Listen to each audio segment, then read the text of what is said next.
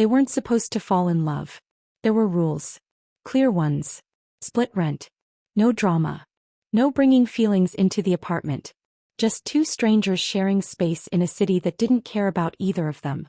But sometimes, the person who hears you cry through the walls, the person who sees you at your worst, the person who shares your kitchen at 2 a.m. becomes the one you never planned for. And that's exactly what happened to Ava and Daniel. Ava had just moved to the city after a breakup that left her emotionally drained. Her ex cheated. Publicly. Humiliatingly. She promised herself, no relationships. No distractions. Just work. Daniel needed a roommate fast. His former roommate moved out without notice, leaving him with full rent he couldn't afford. He posted an ad, roommate needed. Clean. Quiet. No drama. They met at a coffee shop. No sparks. No tension. Just practicality. You okay with shared kitchen rules? Daniel asked. As long as no one touches my coffee, Ava replied. They shook hands. It was business. Nothing more. The first few weeks were robotic. Polite nods. Short conversations. Closed doors. Daniel worked long hours in finance. Ava freelanced from home. They rarely crossed paths except morning coffee. Late night fridge raids. One night the power went out during a storm.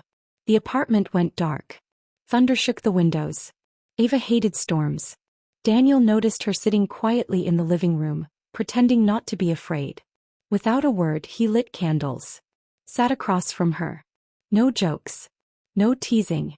Just presence. That was the first crack in the wall. It started with small things. He brought her favorite snack home. She ironed his shirt before an important meeting. They started watching shows together. Cooking together.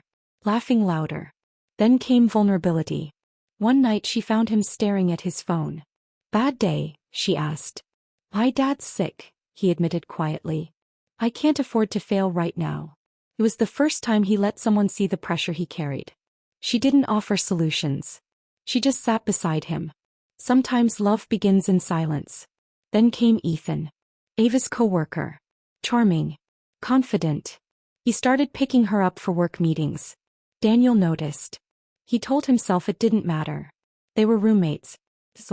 But when Ava laughed too hard at Ethan's joke one evening in the kitchen, Daniel felt something sharp in his chest.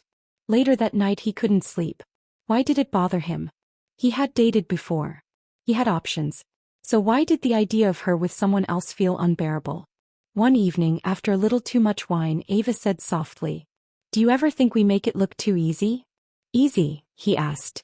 Living together. Getting along. No drama. He looked at her.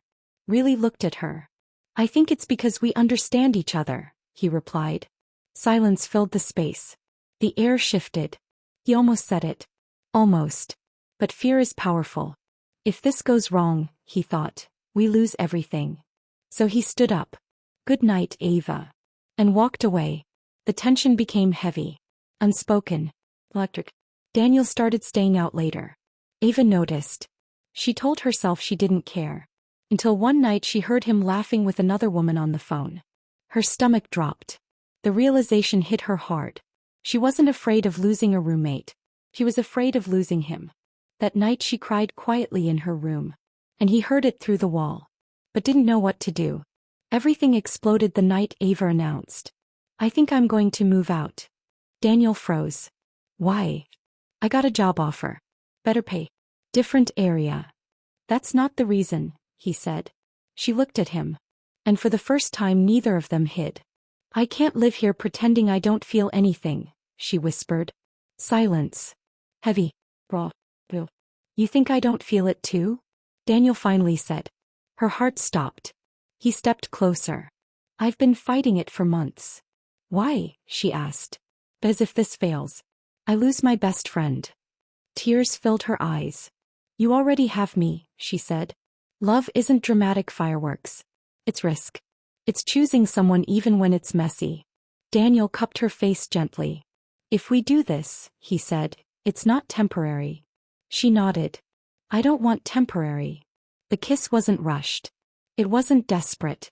It was relief. Months of tension dissolving. They weren't just roommates anymore. They were two people who finally admitted the truth. Same apartment. Same kitchen. But different energy. Her coffee mug sits beside his every morning. Arguments happen. Laughter happens. Real life happens. And one evening while cooking dinner, Daniel says casually, "Remember when we were just roommates?" She smiles. We were never just roommates. Some love stories start with grand gestures. Theirs started with shared rent and grew into forever.